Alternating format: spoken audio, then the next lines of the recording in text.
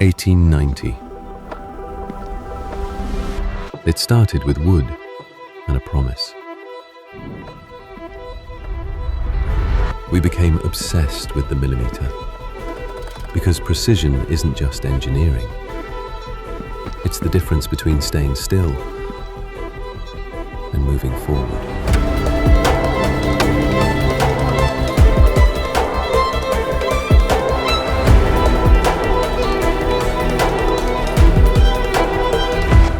The tools have changed. The mission is the same.